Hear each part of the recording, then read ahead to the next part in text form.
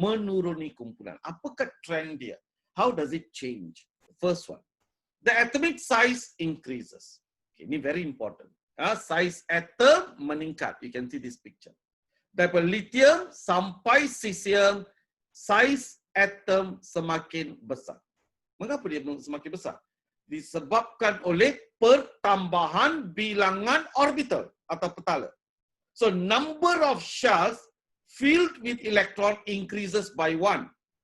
Alright, lithium has 2, sodium has 3, potassium has 4, rubidium has 5 orbitals, and cesium has 6 orbitals. So, jadi bila bilangan petala atau orbital meningkat sebanyak 1, maka jejari atom akan meningkat. The radius will increase. As the radius of the atom increases, then the size of the atom also will increase as well. Alright, so ini penting. Trend. Bila turun kumpulan, size atom meningkat. And this, the atomic size will affect other properties as well, such as melting point and boiling point, such as electropositivity. Semua dia akan mempengaruhi, ya. Okay. Now, yang kedua ialah density increases. Ini dalam kumpulan yang sama, the same group.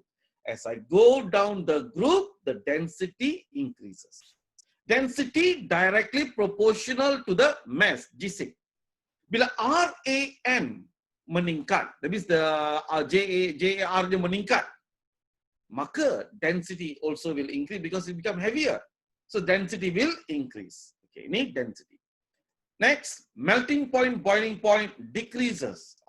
Just now we compared group 1 metals with other group metals. Comparatively, group 1 will have a low boiling point.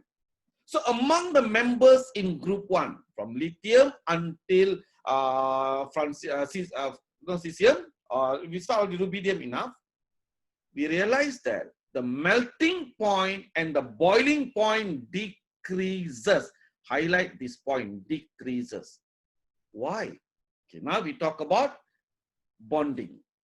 So melting point, boiling point depends on the bonding. Metal atoms will have metallic bonding. What is metallic bonding?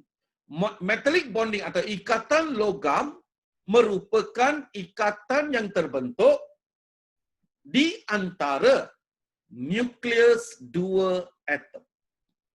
That means I have one sodium atom, another sodium atom. The nucleus of the first sodium atom and the nucleus of the second sodium atom will attract each other. When they attract each other, that is what we call as metallic bond. Ikatan logam. So ikatan logam ialah daya tarikan antara nukleus atom-atom ini. Atom logam lah. Okay, atom logam. Jadi, as I go down the group, the atomic size increases. As the atomic size increases, that means the radius increases. As the radius increases, the nucleus of the first atom and the nucleus of the second atom getting further apart. When they're getting further apart, semakin jauh, maka daya tarikan antara nukleus atom pertama dengan nukleus atom kedua semakin lemah. Bila semakin lemah, that means ikatan logam pun semakin lemah. Mudah diatasi. Less heat energy is enough to overcome them. That's why melting point and boiling point will be low. Because after melt only they can boil. If the melting point is low, then the boiling point also low. After melt, they will boil. All right, that is about trend of melting point and boiling point, depending on the nucleus. Berapa jarak mereka? Bila turun ke bawah, the atomic size increases. That means the nucleus getting further apart. Bila atom nucleus semakin jauh, maka what we call a daya tarikan antara nukleus atom pertama dengan yang kedua semakin lemah. So ikatan logam semakin lemah. Haba yang kecil dah cukup untuk mengatasi mereka. So mudah lebur. Kalau mudah lebur, mudah didih. Alright. Sebelum ini kita lihat physical properties. Now chemical properties. Chemical properties merujuk kepada how they react with other substance. So before we continue, what you need to know. In exam, they'll ask you, what are the chemical reaction and their chemical equation. Kalau chemical reaction ini, what will be the chemical equation? In my notes, I've left some space for you to write the chemical equation. I'll teach you the general formula. You have to follow the formula and answer others as well. Okay? So yang pertama. Kita lihat ini sifat kimia mereka. Alkaline metals are very reactive metal. We have seen this earlier. Okay? Thus, need to be kept. Perlu disimpan di dalam botol yang mengandungi minyak parafin.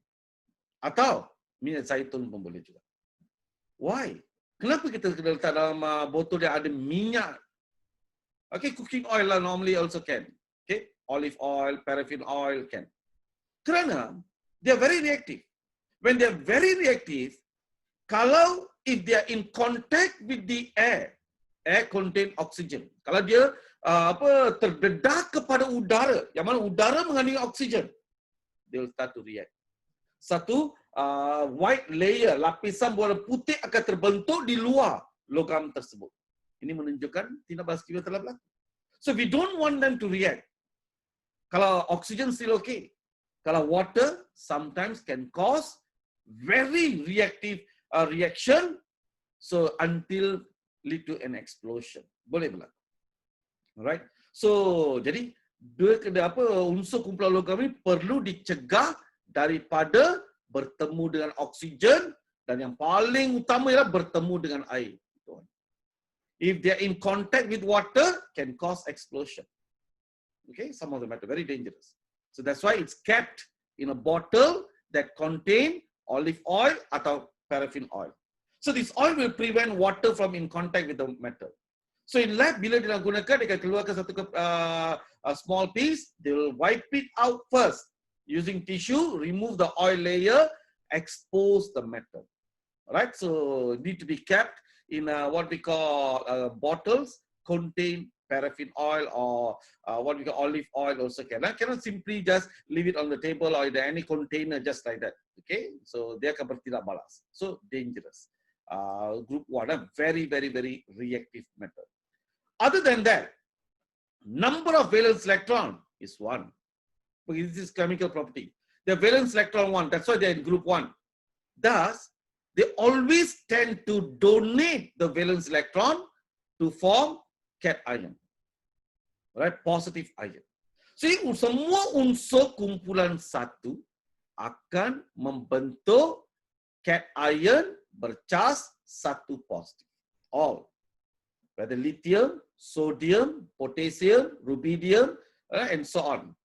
Alright, so semua akan membentuk ion, iaitu cation bercas satu positif.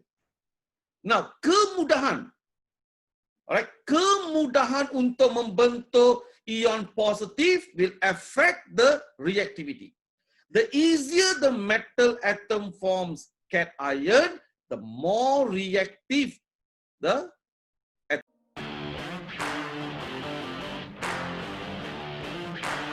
Let's go!